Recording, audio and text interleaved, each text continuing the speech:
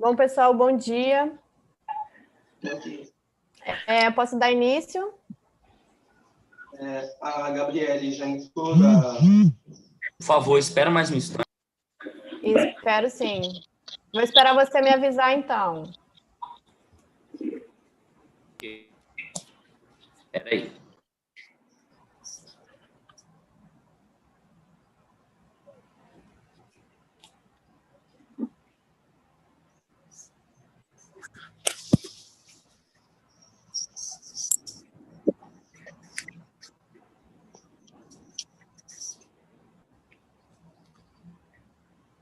Tá liberado. Tá ótimo. Então, bom dia, pessoal. Nós vamos dar início agora à sala de número 19 da 14ª-feira de Ciência, Tecnologia e Inovação do Estado do Rio de Janeiro. Aqui nessa sala, os trabalhos selecionados eles são da categoria de Desenvolvimento e Tecnologia, na modalidade 2. Lembrando que essa modalidade 2, elas são dos projetos que apresentam resultados parciais, só para lembrar os avaliadores, tá? E os alunos, então, terão 10 minutos para apresentar o trabalho, e são mais 10 minutos para as dúvidas, comentários e sugestões dos avaliadores. Eu peço que os alunos façam no tempo de 10 minutos e vou avisando vocês conforme o tempo está... Faltando 2 minutos, eu posso indicar a vocês e os 10 minutos dos avaliadores também. Eu vou pedir agora para que os microfones fiquem desligados e deve permanecer só o microfone ligado do estudante que eu for chamar para apresentar o trabalho. Tudo bem assim? Sim. Aqui nós vamos ter hoje os 3 avaliadores, a Luciana Duarte Marte Detoy, a Juliana Martins Marteleto Novo e o Rodrigo Cota Martinho. Tudo bem, pessoal? Eu vou chamar o primeiro projeto, o título Estudo e Confecção de CANSAR para Desenvolvimento de Atividades Acadêmicas. Então, eu vou chamar os estudantes a Giovana Gomes Soares e o João Gabriel Barcelos Amaral para apresentar o trabalho. Eles foram orientados pelo professor Rodrigo Marendais, Silva Pimenta, e coorientados pela Cláudia Baruch Marcondes. Eles são da Escola Federal de Educação e Tecnologia Celso Sucô da Fonseca, Cefet, Rio de Janeiro. Pessoal, pode iniciar o trabalho. Vocês têm 10 minutos e eu vou avisando conforme o tempo vai acabando. Bom dia, Laura. Nós podemos começar a apresentar aqui a tela? Compartilhar a tela? Pode sim. Tá bom, obrigada.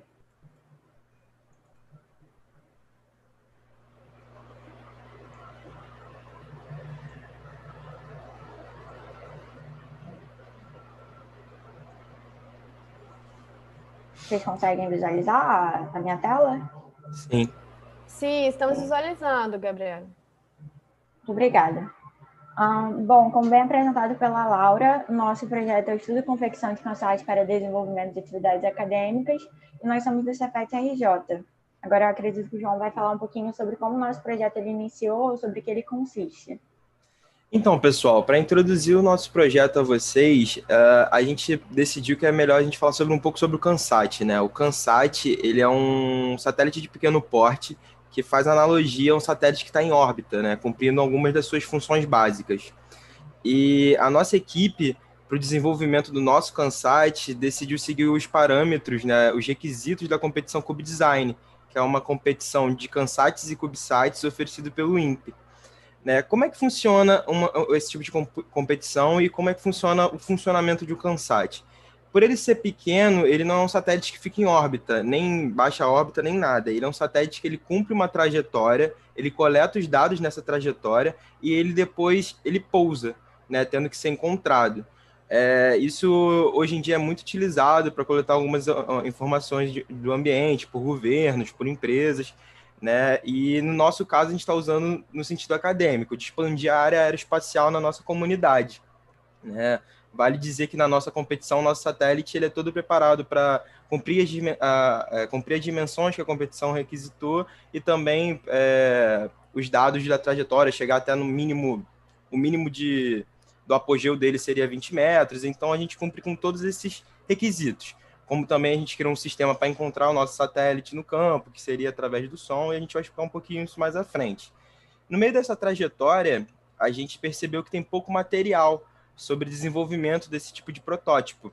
E aí a nossa equipe achou uma nova oportunidade, já que havia escassez, principalmente aqui no Brasil, sobre isso, né, materiais em português, materiais das nossas universidades, a gente achou que seria uma oportunidade muito boa de compartilhar esse conhecimento.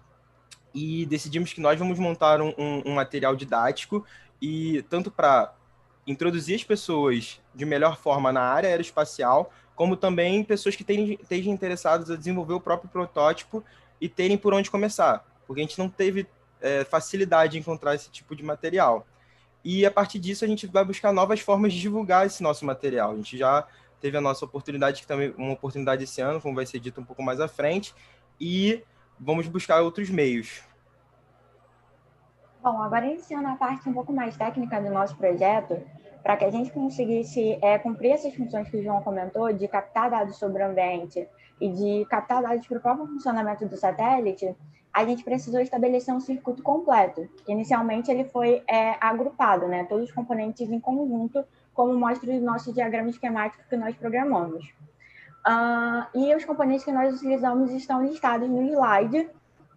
Então, inicialmente, nós fizemos esse circuito completo para que nós pudéssemos estabelecer as funções para o CANSAT. Então, como a Giovana estava dizendo, o circuito completo é a união de todos os componentes. E agora eu vou falar um pouco sobre a estrutura física disso, né? Porque a gente primeiro partiu para o software, desenvolveu o circuito, as conexões, todos esses trabalhos, e o próximo passo foi fazer a parte física, tornar isso realmente físico e começar a construir o satélite. E para que isso ocorresse, nós fizemos essa divisão que está no slide, nós colocamos como fosse placas, né, cada componente na sua placa, e a estrutura ficou em andares, para que a gente pudesse economizar o máximo de espaço possível, já que as dimensões são essas, 60 milímetros, 120 milímetros de altura e diâmetro de 60 milímetros, né? E a gente usou material de barras roscadas para manter a firmeza do satélite, tanto na trajetória quanto no lançamento, né? E aí agora eu vou falar um pouco das placas especificamente. Como vista no slide, a gente dividiu em 5 placas.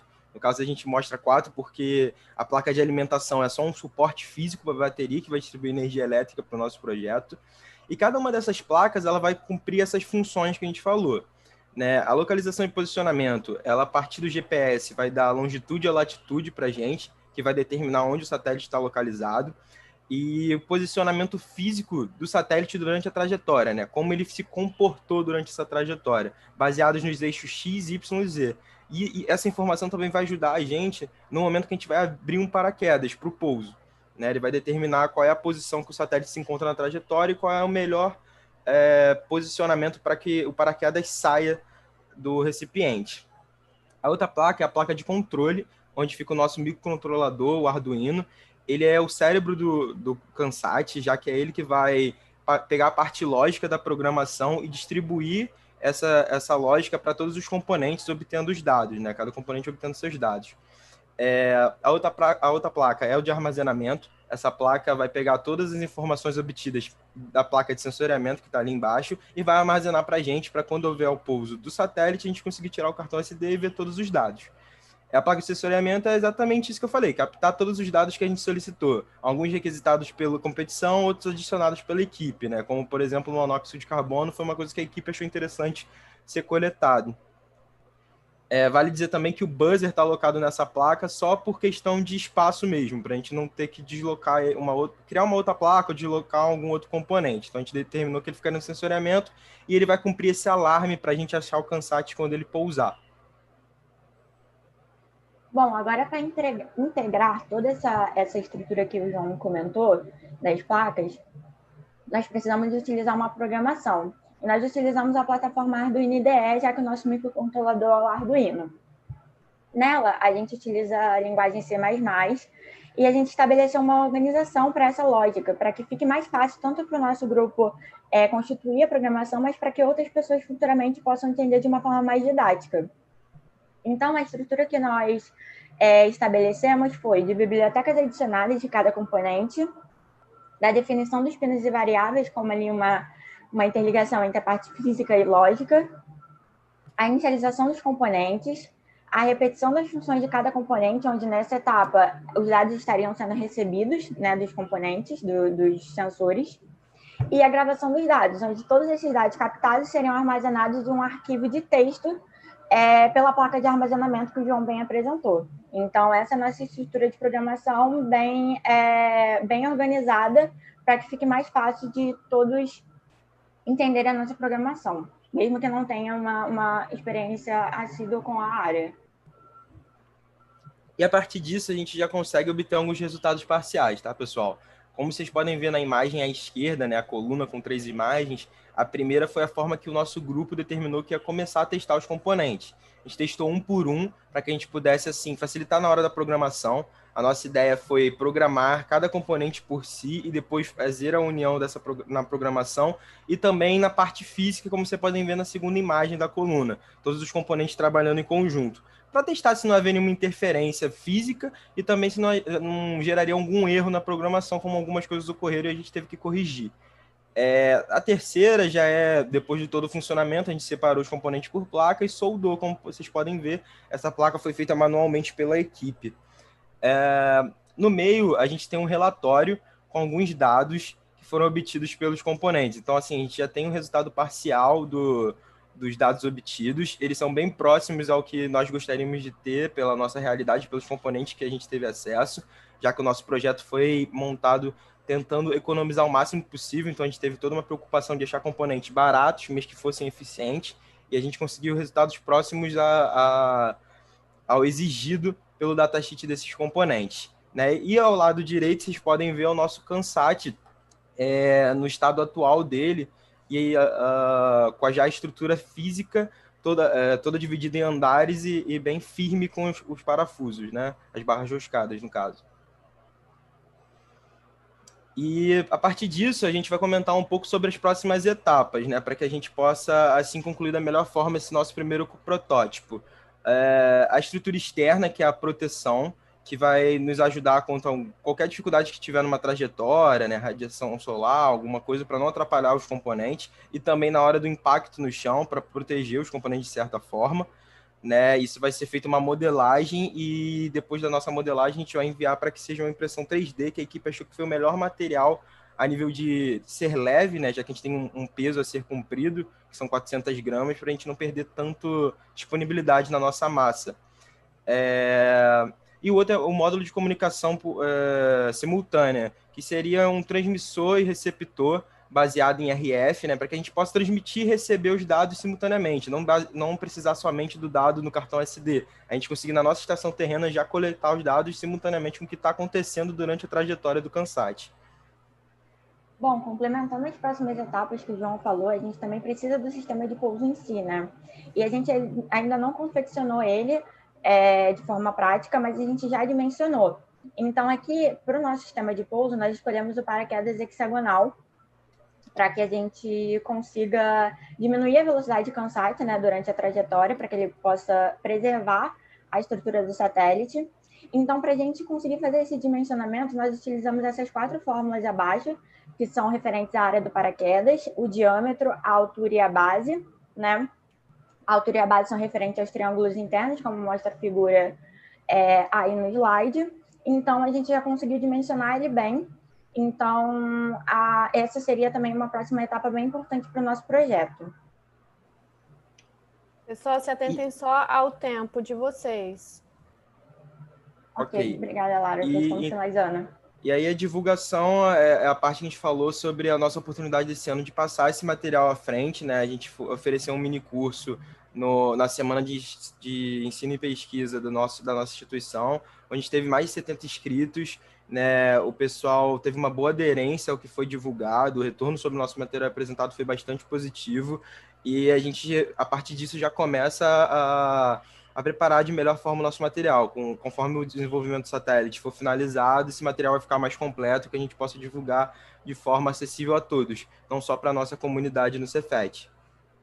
Exatamente, foi, como o João falou, a aderência foi muito boa, até porque é um projeto bem multidisciplinar e que a gente pretendia divulgar bastante para para mais pessoas. Não é um projeto que termina aqui, né? É um projeto que a gente pretende divulgar ainda mais a nossa pesquisa. Bom, aqui são algumas referências do nosso projeto, né? E agora a gente queria agradecer à organização da FACT, a todos os envolvidos aqui, professores e avaliadores, a todos os colegas também que vão apresentar os projetos, ao Cefet, com o programa de extensão e o programa de bolsas de iniciação científica do ensino médio, e aos órgãos de fomento à pesquisa, principalmente CNPq, por conta do projeto do PIBIC. Então, nós agradecemos muito, esse é o nosso logo na nossa equipe, na competição Satellicom. Então, agradecemos muito a atenção de todos. Muito obrigada. Só para finalizar, esse é o Kansat hoje, a gente botou a imagem, mas, enfim, só para mostrar ele fisicamente aqui, pessoal, na imagem. Obrigado a todos. Muito bom, pessoal. Parabéns, meninos, pelo trabalho. Eu vou chamar aqui os avaliadores, ver se alguém tem alguma sugestão, alguma dúvida. Luciana, Juliana, Rodrigo. Oi, gente, tudo bem? Estão me ouvindo? Sim. Sim, Rodrigo, estamos sim. Gente, só primeiramente dar os parabéns, tá? Realmente aos alunos, ao professor orientador, muito legal mesmo esse projeto. É só uma curiosidade mesmo, a respeito do veículo que vai levar esse satélite, no caso, é o balão mesmo que vai ser utilizado? Não, na verdade, a gente não utiliza, né, nesse tipo de competição, a gente não utiliza um balão, a gente utiliza um lançador específico para o uso. Então, ele é um lançador que fica no solo e ele faz uma pressão para o satélite ele ser lançado por no mínimo 20 metros. Então, é um lançador. A trajetória é curta mesmo. Isso. Aqui, hoje a competição oferecida no Cube Design, ele funciona dessa forma. É óbvio que lá fora tem vários métodos, né? Tem pessoal que usa foguete, tem pessoal que é solto até um helicóptero, a gente viu alguns vídeos, né? Tem helicópteros e eles lançam os satélites, mas aqui hoje no INPE a gente só vai... É realmente um lançador por pressão. E aí vai, como a Giovana disse, vai fazer a trajetória mínima de 20 metros, né? O apogeu. Entendi. Não, gente, parabéns, então. Tá só essa dúvida mesmo, no geral, eu achei muito interessante mesmo, a explicação de vocês foi ótima. E é isso, que bom, né? Que em meio a tantas dificuldades aí de pandemia, enfim, a gente esteja vendo esse trabalho sendo desenvolvido por vocês. Parabéns mesmo, tá? Parabéns. Obrigada. Obrigado. Olá, pessoal. Bom dia. Aqui é Juliana, tudo bem? Bom dia. Tudo bem? Olá. Bom dia.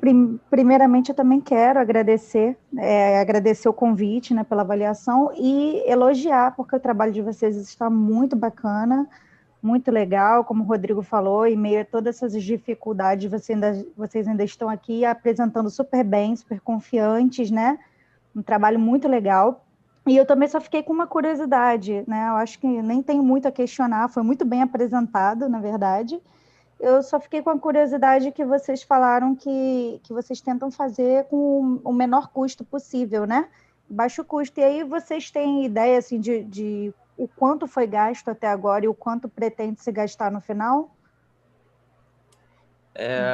Temos sim. Na verdade, a gente acabou não colocando na apresentação para ela ficar um pouco mais sucinta devido ao tempo, mas quando a gente, por exemplo, fez um mini curso, era um dos assuntos que o pessoal mais teve curiosidade, foi sobre o orçamento, né? E na verdade, a gente buscou sempre economizar ao máximo, né? A gente hoje tem um custo entre 250 e 300 reais para o satélite já cumprir todos os parâmetros dele, né? Tudo bem que a gente ainda tem que confeccionar a parte do paraquedas e a parte da estrutura externa, que a gente acredita que seja a parte do orçamento um pouco mais pesada, que vai exigir coisas que vão além da nossa manutenção.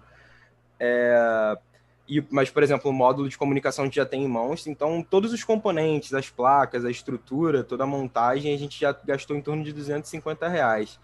A gente buscou todos os componentes que a gente buscou os melhores componentes pelos menores preços, né? O próprio GPS, a gente tinha um componente que era melhor, só que ele custava em torno de 100 reais.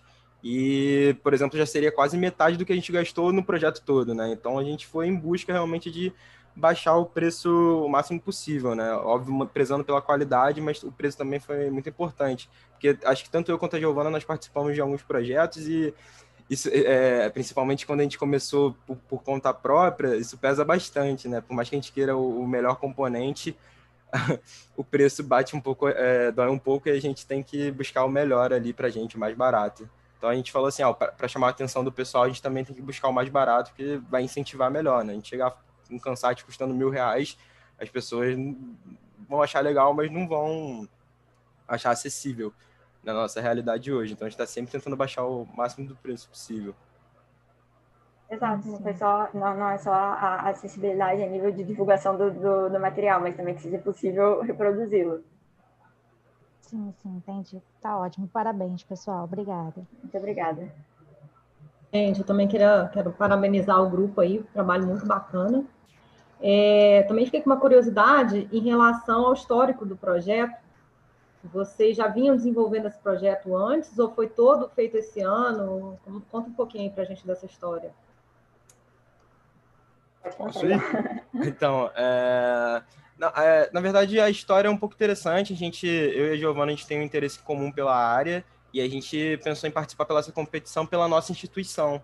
Só que o projeto não foi para frente pela instituição e eu e ela, a gente falou, vamos fazer juntos, vamos fazer a nossa própria equipe, vamos participar.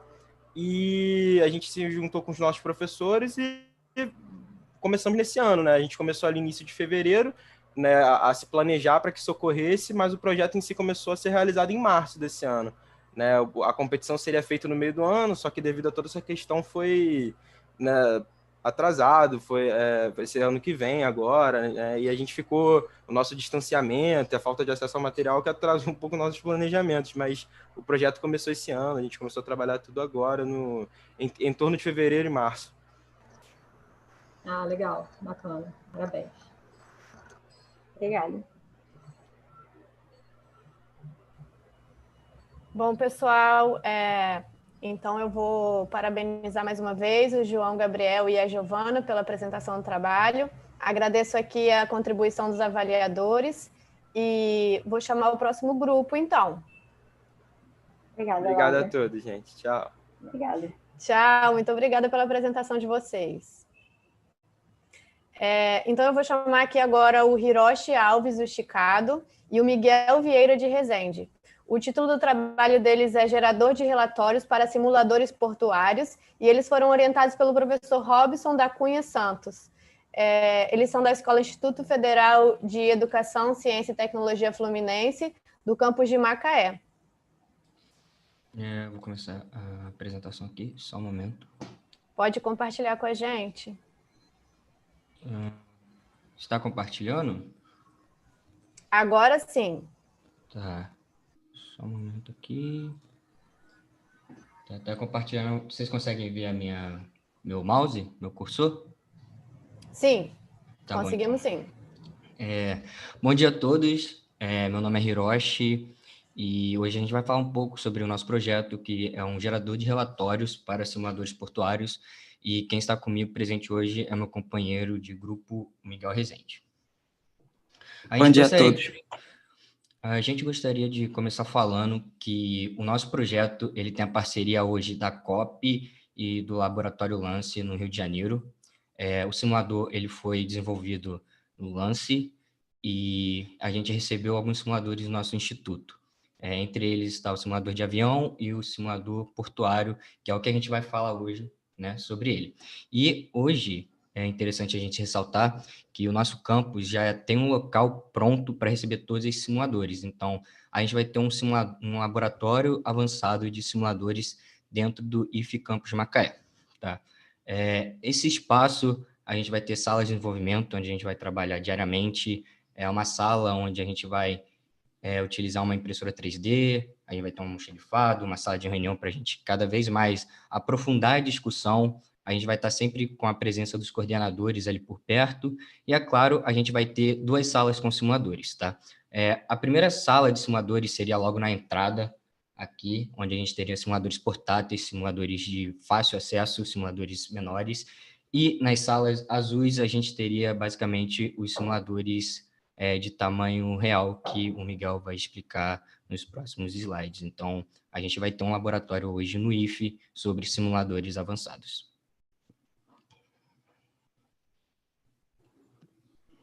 Boa tarde a todos, meu nome é Miguel. Eu vou começar explicando um pouco sobre o simulador, né? Na verdade, esse simulador ele já tem uma história de sucesso, ele já participou de várias feiras, conferências, e também já foi inserido no mercado como um produto. Ele já foi adquirido pela Vale, a empresa Vale do Rio Doce, e também pelo Senai de Santa Catarina. Então, a nossa visão foi concluída com base em quê? Como esse é um produto de sucesso, e ele já é um pouco antigo, nós viemos com um projeto para ir melhorando e otimizando ele cada vez mais para poder se adaptar à realidade dos usuários e dos operadores. Tudo nele é feito para que seja realizada a maior imersão possível do operador, para que ele se sinta realmente no ambiente de operação, né, ali do guindaste. E ele tem uma física totalmente realista, tem sistema de mudança climática e pode reproduzir os principais portos do país para trabalho. Falando um pouco da estrutura física, a parte que compõe o simulador, ele pode apresentar uma base móvel ou uma base fixa e é adaptado a várias marcas e modelos de elementos portuários, como portainers, guindaste de bordo, pontes rolantes e outros. Ele também tem o seu funcionamento a partir de um sistema de visualização avançado, possui 4 telas HDs, como vocês podem ver aí na imagem, tem uma diversidade de botões, joysticks e luzes para que tudo reproduzido conforme um guindaste real, né? Os botões, todo o painel. E além do seu sistema de sonorização também, que retrata tudo que acontece ali no ambiente, o som do guindaste, o som de outros periféricos ali, tudo é reproduzido realmente à realidade. Agora eu vou falar um pouco sobre a nossa idealização, nossos objetivos, o que foi pensado inicialmente, né? Primeiramente, como eu disse no início, nosso objetivo foi modernizar cada vez mais o simulador. Com isso, a gente veio atualizando softwares, a gente veio criando aplicativos para facilitar as operações, né? E o nosso principal alvo, que é o tema do projeto, nós viemos criando um módulo gerador de relatórios. Bem, o que seria isso?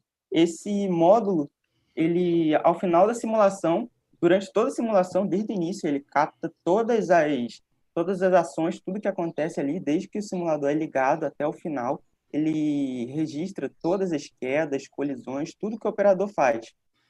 E quando termina a simulação, é gerado um relatório em HTML para que o técnico ou fiscal de plantão ali esteja supervisionando a simulação, possa avaliar o simulador. Lembrando também que esse relatório vai vir com toda a ficha técnica do operador, tudo ali que ele precisa para ser avaliado.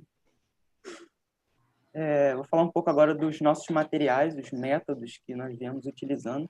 Esse projeto ele começou no início desse ano, e então, logo ali em fevereiro, março, ali, a pandemia já entrou e afetou a nossa metodologia, né? Nós já tínhamos o planejamento de fazer uma reunião por semana, os nossos orientadores, e para desenvolver o projeto ali, tivemos que ser obrigados a realizar 2 reuniões virtualmente, né? E nosso grupo, que conta com mais 5 alunos, teve que ser dividido em 2 equipes para melhor desenvolvimento, né? Nós precisamos lembrar também que essas 2 equipes sempre mantêm a comunicação entre si para poder integrar os programas que são realizados a cada um e ter uma só visão ali do simulador. Nós, como o projeto visa ali a inovação, nós alternamos entre pesquisas de novas tecnologias, testes de eficiência das ferramentas e também, frequentemente, nós escrevemos artigos sobre como vem o andamento do projeto, para tudo poder ser registrado. Eu vou falar um pouco sobre como que está, qual é o objetivo, né? O que seria esse relatório em HTML, tá? O objetivo, como o Miguel disse, é criar um gerador de relatório e, nesse caso, a gente utilizaria a linguagem C# de programação, né? A ideia é, basicamente, tudo que acontece dentro do simulador é salvo no banco de dados automaticamente. A ideia é criar um programa que faça essa leitura desse banco de dados e apresentar gráficos e tabelas para o usuário. Por que isso? Porque, com isso, os supervisores vão ter o fácil acesso e eles vão poder entender, por exemplo, o que o funcionário está fazendo, o que o funcionário pode fazer para melhorar o desempenho, né? E ter uma ideia de como esse funcionário vai agir numa situação de emergência. Além disso, vai prevenir erros futuros quando o funcionário estiver, por exemplo, começou a chover, vai que um container cai, vai que acontece alguma emergência que ele não sabe o que fazer. Então, o nosso simulador ele vai simular todo esse tipo de coisa, né? E por que a gente escolheu o HTML? A gente escolheu o HTML porque o HTML tem uma capacidade de personalização muito fácil, né? Ele possui a capacidade de visualização em diversas plataformas, então basta você ter um celular, um smartphone, que você vai conseguir abrir o documento em HTML. E, além disso, a gente queria algo que fosse amigável para qualquer tipo de usuário, entendeu? Então, não adianta você ter um relatório em HTML, que vai ter todos os dados, se, às vezes, a pessoa que está lendo ela não tem uma visão de programação. Então, por isso que a gente escolheu o HTML como linguagem para gerar esse relatório. O projeto ele ainda está em andamento, a gente está sempre discutindo sobre melhorias, a gente está sempre pesquisando e testando novas tecnologias, então, durante uma reunião, a gente pode, como são 2 grupos, um grupo pode achar uma linguagem nova de programação, por exemplo, o Python, né? A gente não usa o Python, mas às vezes um grupo pode falar, olha, seria melhor a gente sair um pouco do C# e ir para uma outra linguagem de programação para facilitar o processo. Então, a gente estuda várias tecnologias e, além disso, como é um projeto que está em andamento, durante esse período que a gente está estudando, várias coisas mudaram dentro dele. Então, por exemplo, dentro do simulador, a gente tinha uma certa linguagem que fazia mudança de botão, esse tipo de coisa, e aí a gente conversou, a gente pesquisou, e os nossos coordenadores falaram, vocês não acham melhor a gente começar a utilizar outra linguagem de programação para isso? Por exemplo, o XML? Só que, então, a gente está sempre buscando inovar, e é isso que a gente está buscando no nosso projeto, sempre inovar, sempre encontrar novas ferramentas. Eu gostaria de mostrar agora para vocês um pequeno vídeo de alguns resultados que a gente já teve. A gente já conseguiu criar um código que faz a leitura de qualquer banco de dados e transforma em HTML. Só que a gente está procurando sempre mudar isso, né? A gente está querendo trazer algo mais amigável, mais bonito, vamos dizer assim.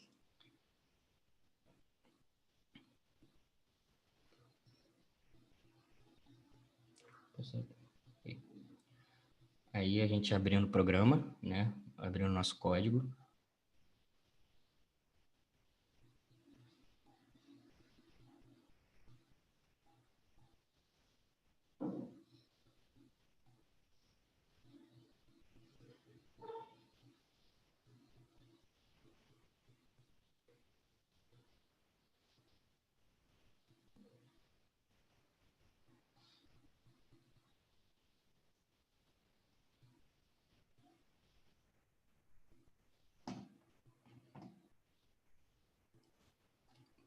Como vocês puderam ver aí, tudo que aconteceu a gente fez de forma manual, então a gente está buscando formas de fazer isso de forma automática em segundo plano dentro do nosso simulador.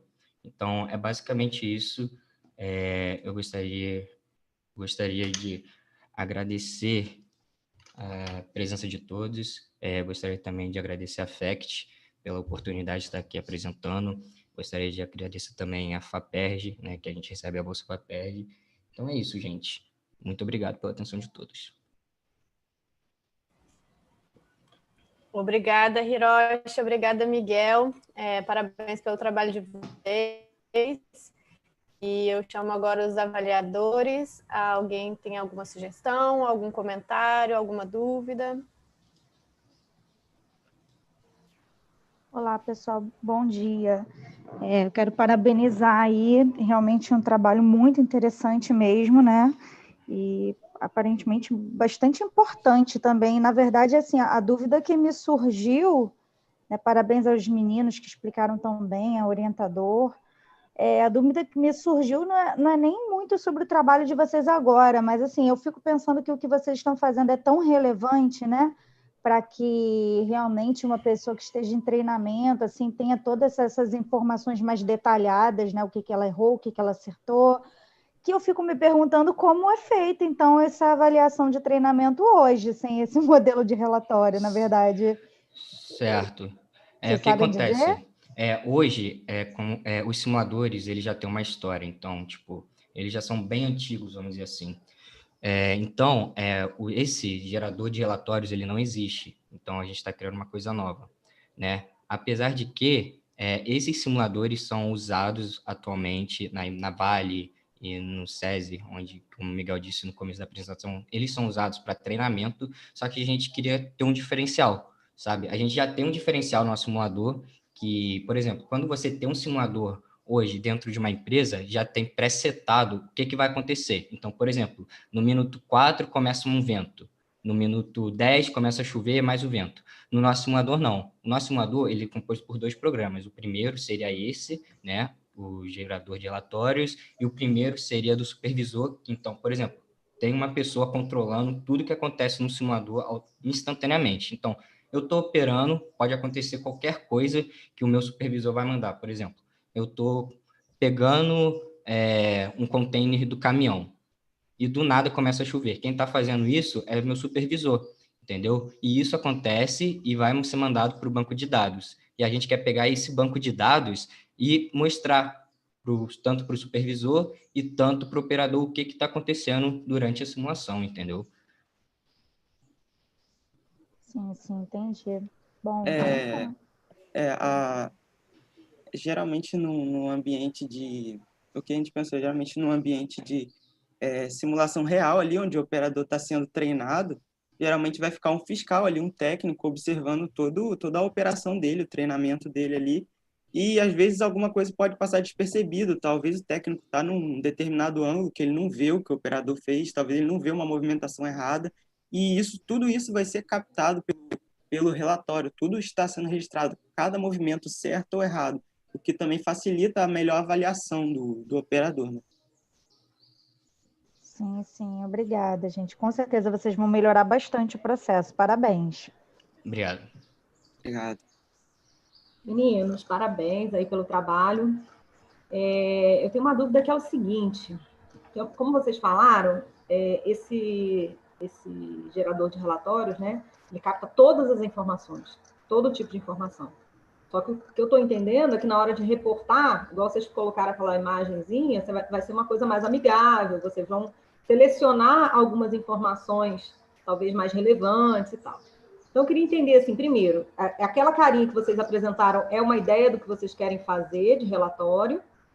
E segundo, se é para fazer algum pensamento de informações mais relevantes, como é que vocês pensam ou já pensaram em selecionar essas informações, né? Porque não é qualquer tipo, de repente, de movimentação, talvez, igual você falou, tem o vento e a movimentação, de repente, cruzar uma coisa com a outra. Como é que vocês pensam, ou se já pensaram, o que vocês pensaram em fazer para selecionar essas informações? Então pode falar, Miguel. Então, a gente tem um banco de dados, né? Todas as operações, todas as informações, parte do simulador, movimentos, tudo está registrado nesse banco de dados. E uma coisa também que nós viemos modernizando e procurando as melhores ferramentas é esse banco de dados. Nós temos um supervisor e nós temos um servidor. Esses três, o supervisor, o servidor e o banco de dados, são interligados. O servidor, ele é o que está atento ali durante a simulação, ele vai registrando todas as informações de forma técnica. Isso faz uma ponte com o banco de dados e o supervisor, porque essa informação vai ser mandada para o banco de dados e vai ser interpretada ali pelos nossos programas, que vai ser relacionados com as informações em tópicos mais amigáveis, como a senhora disse. Então, isso vai ser passado pelo supervisor e vai ficar nesse ciclo, assim, sendo registrado, para aí, no final, tudo ser registrado num relatório. Outra coisa também é sobre a questão visual, né? Hoje, existem ferramentas que trabalham diretamente com a edição em HTML. Então, por exemplo, você consegue... Por exemplo, você tem uma empresa, você quer um relatório do simulador. Então, a gente está pensando em criar um código que deixe de forma simples, pegar uma imagem, por exemplo, a logo da empresa e trocar trocar as cores, entendeu? A gente está procurando ferramentas para fazer isso. E sobre, por exemplo, a leitura do banco de dados, né? A leitura dos dados, né? Hoje, o simulador, ele funciona utilizando a movimentação no eixo X, Y, Z. Então, a gente pensa em pegar todas as coordenadas e transformar em um gráfico, né? Porque, por exemplo, a gente viu alguns movimentos que operadores mais antigos utilizam a parábola, e operadores que não são tão experientes, eles não fazem a parábola utilizando o eixo X, Y, Z.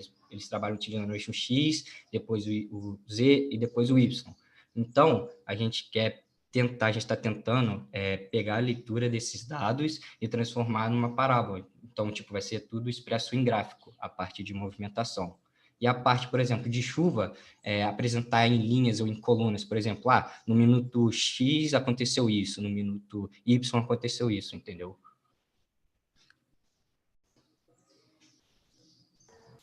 Oi, gente. Entendi. Talvez a conversa até com esse pessoal que já mexe, desculpa, Rodrigo, né? Até com esse pessoal que já trabalha, né? Pode ajudar também vocês a identificarem o que é relevante, né?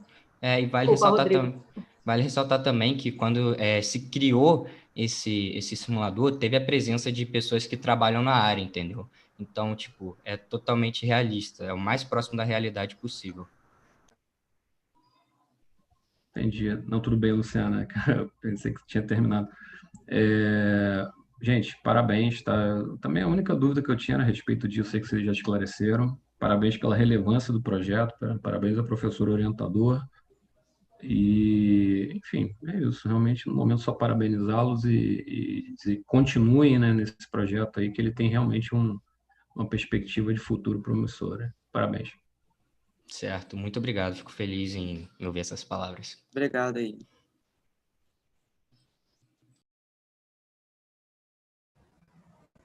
Há alguma consideração? Bom, se ninguém tem mais alguma consideração a fazer do trabalho, eu parabenizo aqui mais uma vez o Miguel e o Hiroshi pela apresentação do trabalho, pelo desenvolvimento do projeto. Eu estou deixando aqui no chat, para quem quiser mais informações, o vídeo do trabalho deles. Eu coloquei do trabalho passado, da Giovana e do João Gabriel, e coloquei agora o link do vídeo do projeto do Miguel e do Hiroshi, para caso alguém queira ver também, tem mais informações lá, né? Então, eu agradeço os meninos pela apresentação, agradeço aos avaliadores mais uma vez pela contribuição aqui dos trabalhos, e encerro esse trabalho e chamo para o próximo grupo, então. O próximo grupo, o título tem Irrigasol, bombeamento solar inteligente para irrigação sustentável. Ele é desenvolvido pelos estudantes Arthur Lemos Silveira, Gabriele de Souza Romani e Abden dos Santos Silva. Eles foram orientados pela professora Regina Lúcia Junqueira Carneiro, e eles são da Escola Técnica Municipal Natálio Salvador Antunes, de Macaé. Pessoal, vocês estão aí? Sim. Sim. Quando vocês quiserem começar o trabalho, vocês me avisam. Eu só acho que os meninos estão dando problema para conseguir entrar no vídeo, que deu um problema lá, eu acho que caiu, porque para mim não está aparecendo o vídeo deles. Não. O vídeo está normal. Tá normal? Então tá. Você não consegue ver a apresentação deles? Não tá aparecendo para mim a apresentação. Será que é porque você está no celular e aí vai aparecer a hora que eles forem falar? Ou você tenta fixar a janela deles para você? Vê se você consegue ouvi-los, Gabriele. Meninos, vocês podem falar com a Gabriele? Gabi? Eu consigo ouvi-los. Tá dando para ouvir. Tenta fixar a janelinha deles para você ficar olhando os meninos. Aí, consegui. Obrigada. Viu? Então tá. Meninos, vocês querem começar o trabalho? Sim. Vamos lá. Eu vou começar a apresentação, então. Prazer, o meu nome é Gabriele. E nós somos o Serratec da Escola Natália Salvador Antunes, em Córrego do Ouro, Macaé. Bom, nós começamos a desenvolver o nosso projeto pensando nos alunos da nossa escola, que vimos que grande parte dos alunos é agricultor ou seus pais já são agricultores. Então, nós começamos a pesquisar e descobrimos que 70% da água do nosso país é direcionada à agricultura, e 50% destes é desperdiçado. Então, é um desperdício muito grande da água, né, ao nosso ponto de vista, e vimos a necessidade de criar um projeto que diminuísse drasticamente o consumo da água, melhor, o desperdício da água na agricultura. O desperdício da água na agricultura se dá de diversas formas. Às vezes, simplesmente porque a água cai num lugar onde não é necessário, porque quando se irriga com aqueles grandes caminhões tanques, muitas vezes a água cai em lugares em que simplesmente não tem plantação. Então, visando isso, o nosso projeto tem como ideia também utilizar uma irrigação por gotejamento, porque dessa forma só vai ser irrigada a planta. E, em segundo ponto, também acontece um excesso no uso de água quando a planta é irrigada quando ela não necessita. Como assim? Às vezes o solo já está úmido, choveu no dia anterior e mesmo assim ela é irrigada. Mas como que nós podemos medir isso, fazer com que ela seja irrigada no ponto certo? No nosso projeto, nós temos a estação meteorológica. Na estação meteorológica, nós temos o sensor de chuva, o sensor de chuva, o captador do sensor de chuva, o sensor de umidade do ar, que é esse azul aqui, e temperatura, o seu captador. E aqui também nós temos, aqui na nossa plantação, nós temos o sensor de umidade do solo, que ele irá ver se a terra está molhada ou não. E também nós temos o captador. E também o Arduino, onde todas as informações do projeto será armazenada nele. Bom, o nosso projeto ele funciona da seguinte forma: os raios de sol eles irão bater nas placas fotovoltaicas que ligarão a bomba. Enquanto isso acontece, os sensores que eu mostrei para vocês, eles irão analisar a planta. Caso a planta precise de água ou o ar está seco ou úmido, ele acionará a bomba, que começará a irrigação por gotejamento. A irrigação por gotejamento, ela não desperdiça nem um pouco de água. E no futuro, quando o nosso projeto estiver concretizado, nós estamos pensando em criar um aplicativo que ele irá facilitar a vida do agricultor. Como assim facilitar? O agricultor não precisar irá ir na plantação molhar, quando a planta estiver precisando de água. E todos os dados que serão armazenados no Arduino serão enviados por SMS ou Wi-Fi para o aplicativo. O nosso projeto, ele, como o nome já diz, é para irrigar a planta de uma forma mais sustentável, com o mínimo de desperdício possível e de uma forma inteligente também. E quando nós começamos a pesquisar e vimos, na verdade, que o sistema por gotejamento era muito eficaz, nós pensamos em que forma vamos fazer para levar a água até o sistema sem gastar energia, já que ele é sustentável. Então, nós colocamos nós colocamos uma placa solar, porque é uma energia muito barata e sustentável para podermos ligar a bomba que vai direcionar a água para as plantas. E isso também tem um contraponto, porque se nós formos pensar, grande parte dos agricultores familiares no Brasil, muitas das vezes não tem acesso à energia elétrica. Então, com a placa solar, ele poderá utilizá-la para cuidar da sua plantação e, ao mesmo tempo, isso também pode servir para gerar uma própria iluminação da sua casa. No nosso projeto também, nós decidimos fazer uma projeção futura. Por quê? Nós acreditamos que um projeto ele não deve ser só eficaz no presente, mas ele também deve servir para diferentes situações. Existe uma projeção que, em torno de 2050, haverá cerca de 10 bilhões de pessoas, mais ou menos, vivendo no planeta. E se nós formos ver, hoje em dia já existe falta de alimento e de água em diversos lugares.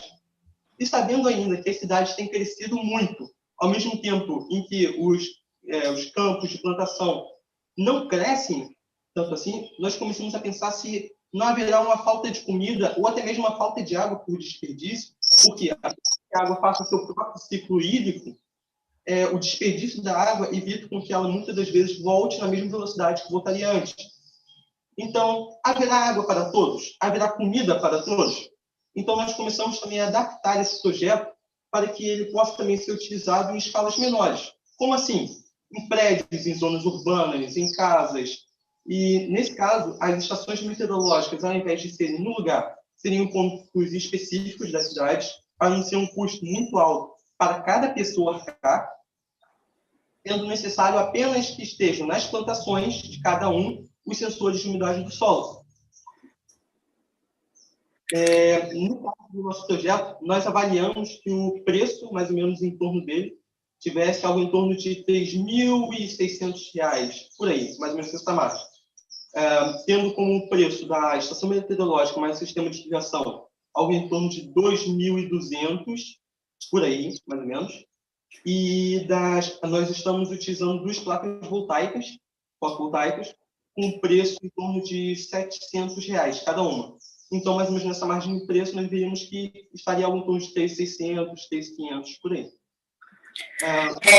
Pode parecer um pouco caro, mas nós tentamos diminuir o máximo o custo do projeto e utilizando somente os sensores necessários.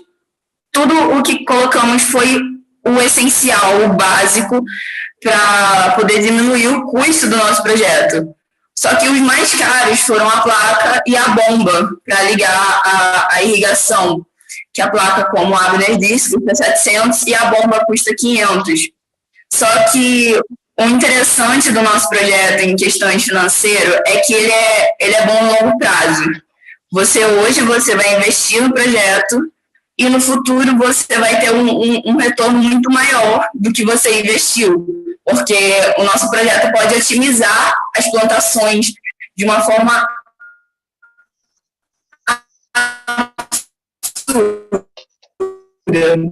porque a irrigação por gotejamento os nutrientes necessários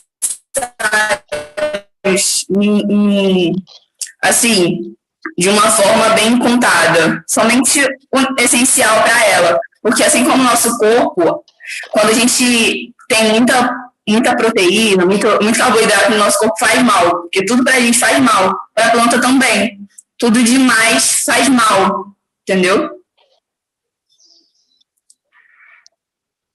Quanto à aplicação do nosso projeto, como ela está em andamento, por se tratar de uma escola pública, nós não tivemos muitos fundos para investir, mas o que realmente levou muito tempo foi a questão de adquirir os equipamentos e a liberação do terreno pela prefeitura. Nós conseguimos a liberação do terreno, ganhamos placas fotovoltaicas, mas toda essa onda de pandemia de 2020 nós não pudemos colocá-la em prática ainda, mas esse projeto já está sendo encaminhado. E por não possuir tantos fundos assim, nós fizemos diversas apresentações em locais para ver se conseguíamos apoio, para ver se conseguimos uma espécie de patrocínio, entre muitas aspas. Entre elas estão uma apresentação na UFRJ de Macaé, nós fizemos também uma apresentação em Curitiba, no Paraná, além das diversas apresentações que fizemos na escola Natália Salvador Antunes, para os alunos, professores e professores coordenadores do projeto. E esse é o nosso projeto. Espero que tenham gostado e obrigado pela... A nossa escola está localizada numa zona rural. E a nossa escola é uma linda.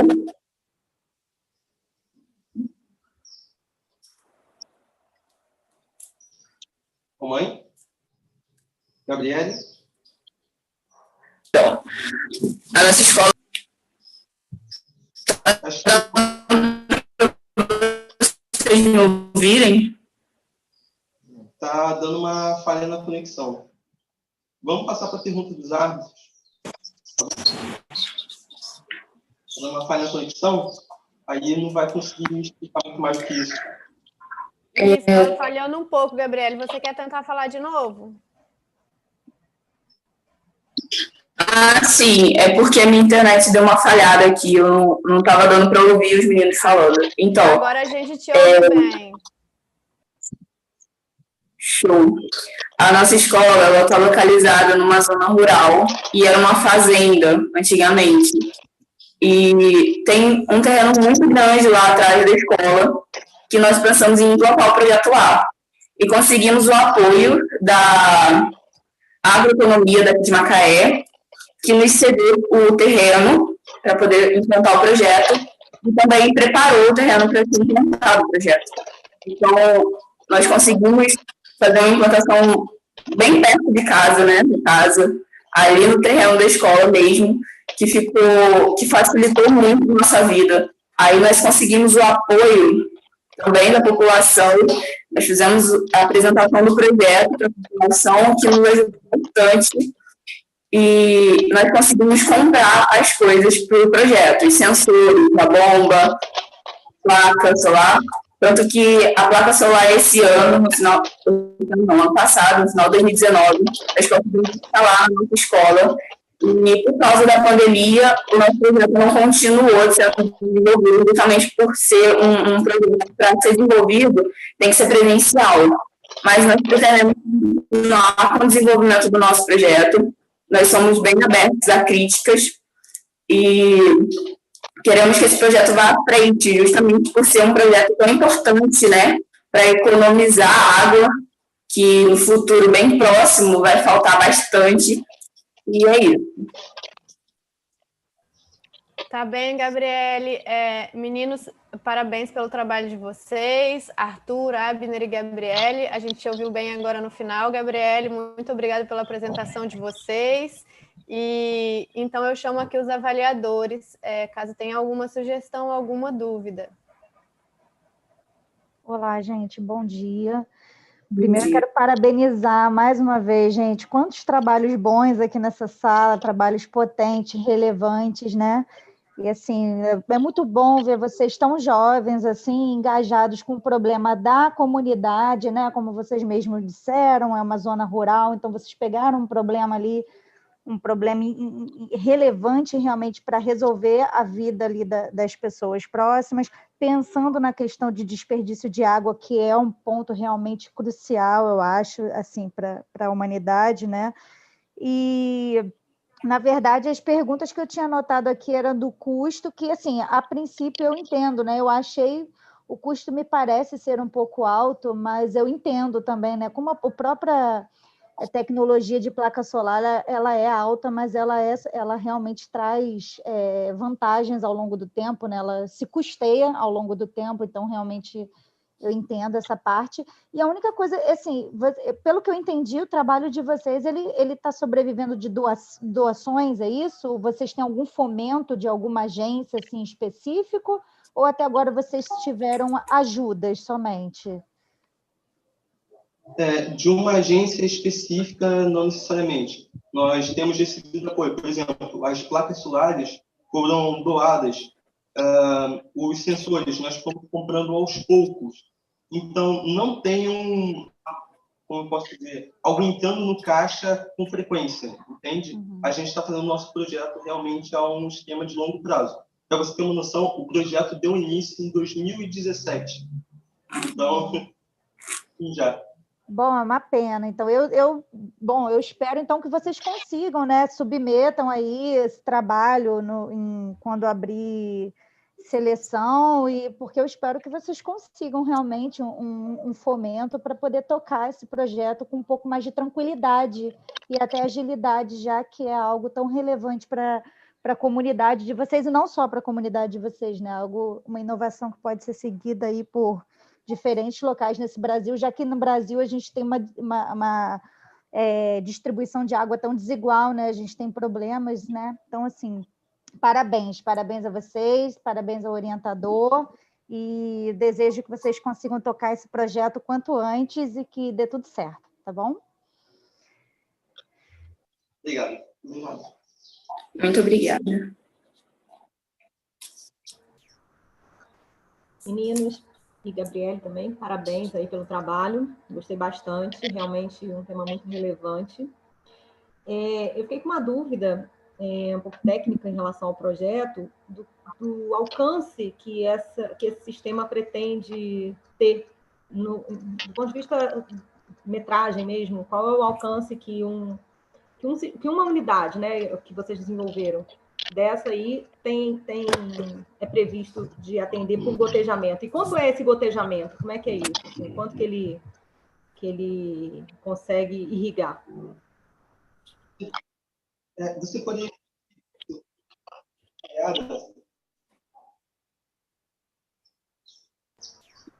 Oi, não entendi, desculpa. Você poderia repetir seu áudio, uma falhada? Ah, tá, perdão. A minha dúvida foi em relação ao alcance desse sistema, né, dessa unidade, porque eu estou entendendo que vocês estão, vocês chamam da estação, mais a bomba e mais as placas, é como se fosse uma unidade, né, do projeto de vocês. Vocês podem, de repente, a pessoa replicar, fazer várias e tal. E qual é o alcance que essa unidade pretende ter, né, quando vocês implementarem e tal? O que vocês imaginam, pelos estudos de vocês, que isso vai conseguir irrigar, propriamente dito, no solo? Bom, por enquanto, o nosso projeto está sendo desenvolvido em pequena escala, porque ainda estamos fazendo testes, plantação no plantio, a gente ainda vai testar para ver até quão longe ele consegue aguentar e se manter eficiente. Por isso que também a gente vai fazer estudos de sazonalidade em diferentes épocas do ano e também com uma plantação separada à parte. Mas a gente estima que, assim, algo em torno de até uns 50 metros, mais ou menos, né? A bomba ela vai funcionar perfeitamente. Mas, mais do que isso, a gente precisa ver com um teste a teste, para ver se realmente vai funcionar com o passar do tempo. E sobre o sistema, a irrigação por gotejamento, são pequenos canos que vão ficar em torno da plantação com furinhos, e não desperdiça nem um pouco de água, portanto, a irrigação é apenas na planta. Tá, joia, obrigada. Oi, gente, parabéns, tá? Mais uma vez aí, realmente, como a Juliana falou, foram projetos maravilhosos hoje. O de vocês também tem uma relevância, né, essencial aí em um mundo que a gente está cada vez mais necessitado, né, de água potável, a carência cada vez maior, enfim, isso é extremamente importante. Na verdade, realmente, como ela falou, busquem, né, não deixem esse projeto, não esmoreçam, né, busquem realmente financiamento, quando abrir qualquer tipo de seleção aí para financiamento de projeto científico, tal, busquem isso. A gente espera que, talvez não, para atingir uma grande empresa agroindustrial, algo do tipo assim, seja, né, já tem todo um processo científico envolvido, mas isso aí para o pequeno agricultor, né, para a agricultura familiar, ele é fundamental. Tanto questão de economia, manutenção ali em época de estiagem, uma série de fatores, isso aí é extremamente relevante.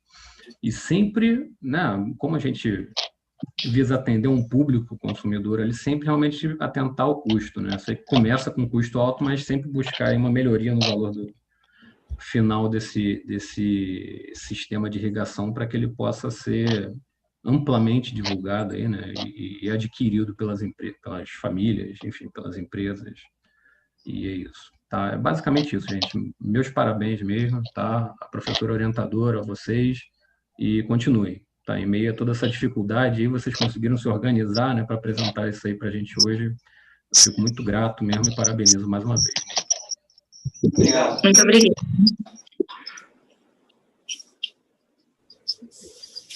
Mais alguma consideração, pessoal?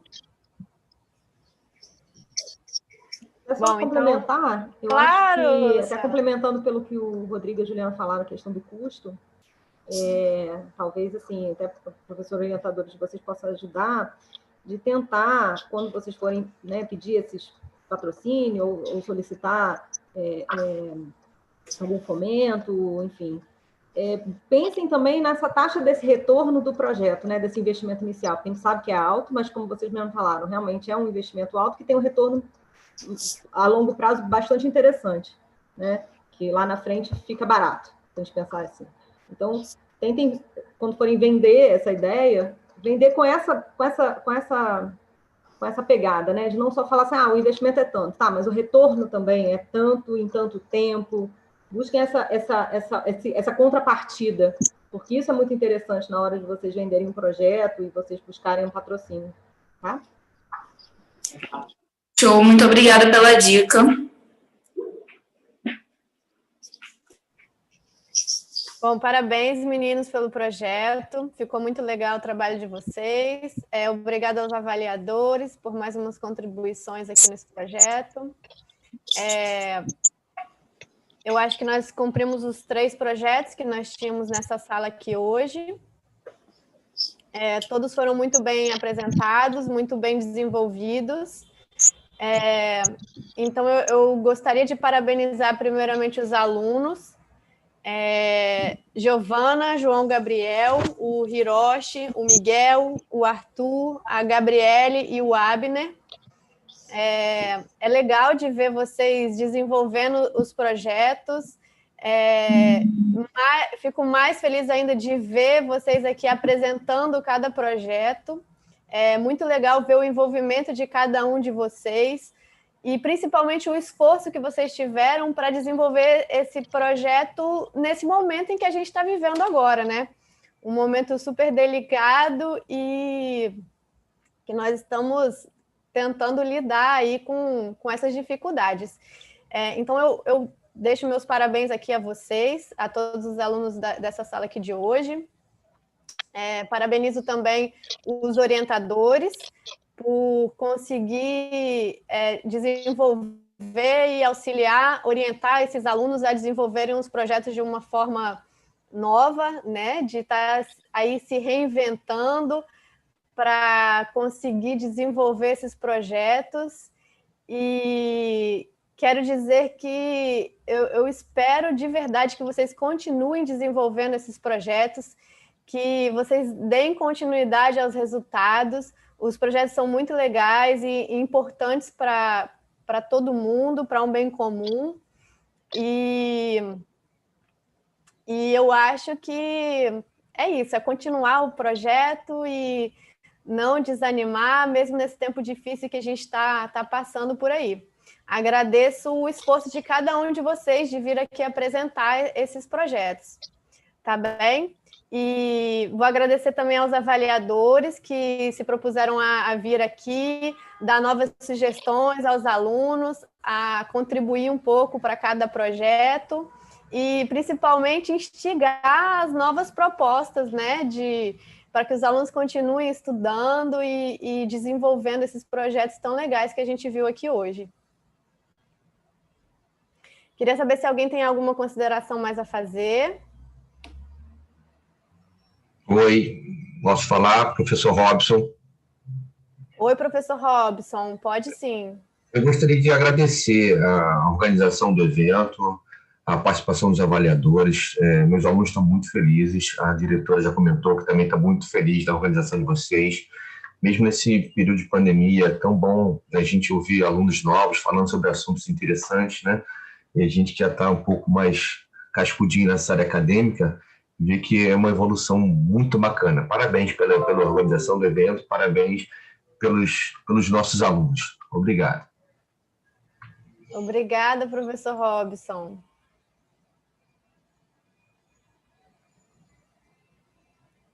Alguém teria mais uma consideração a fazer aqui? O Abner do Sertec. Eu só queria agradecer por todo o projeto que o FECT representa e também pela oportunidade que ele dá de a gente estar mostrando as nossas ideias, os nossos projetos para diversas pessoas diferentes. Que assim a gente pode pegar mais ideias, mais conhecimentos e compartilhando conhecimento que a gente vai longe. Com certeza, é isso mesmo que a gente precisa. E que vocês continuem com esse esforço todo de desenvolver os projetos. Temos mais alguma consideração? Bom, eu gostaria de convidar vocês aqui presentes para assistir a nossa feira, as nossas exposições. Elas continuam hoje ao longo do dia e amanhã pela parte da manhã. Na parte da tarde a gente tem o encerramento e a premiação. Eu vou deixar aqui no chat o link da nossa feira, caso alguém não tenha. O acesso é livre às salas. Está aqui o link. E agradeço mais uma vez a participação de todos. Parabenizo mais uma vez aos alunos. É tão bom ver esses trabalhos de vocês, esse desenvolvimento de vocês aqui. E vou pedir, então, para encerrar a gravação da sala.